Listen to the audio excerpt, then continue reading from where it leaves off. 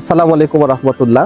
আমাদের জীবনে এমন কেউ নাই যে যার মনে হয় যে দুঃখ কষ্ট ছাড়া তার আছে। পৃথিবীতে সবাই দুঃখী অনুভব করে।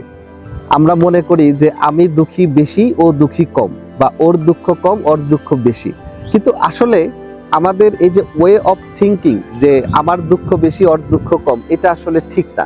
পৃথিবীতে সবার দুঃখ সমান পরিমাণে। আল্লাহ পাক জাল জালালি ইজ্জত সবাইরই আল্লাহ, উনি সবার সৃষ্টিকর্তা, উনি সবার সাথে সমান সদ্ব্যবহার আচরণ করবেন, এবং এটাই ওনার ওয়ে অফ টেকনিক আর কি। কিন্তু আমাদের কাছে কি মনে হয়, আল্লাহ পাক এই যে দুঃখের যে ডিস্ট্রিবিউশনটা, এটা হচ্ছে একটা ইউনিক সিস্টেমে করেছেন আর কি। ইউনিকনেসটা কি? দেখা গেছে যে কাউকে দুঃখ সহ্য করার ক্ষমতা বেশি দিয়েছেন, তাকে দুঃখ বেশি দিয়েছেন।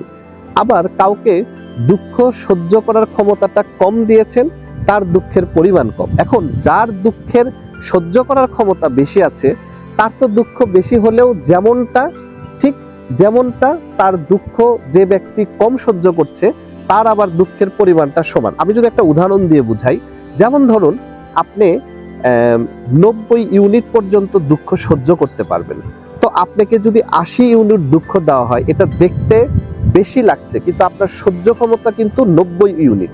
ঠিক তেমনি আরেকজন ব্যক্তি, যিনি 20 ইউনিট দুঃখ দেওয়া হয়েছে কিন্তু ওনার সহ্য করার ক্ষমতা 30 ইউনিট, কিন্তু দেখেন ঘটনা কিন্তু একই রকম।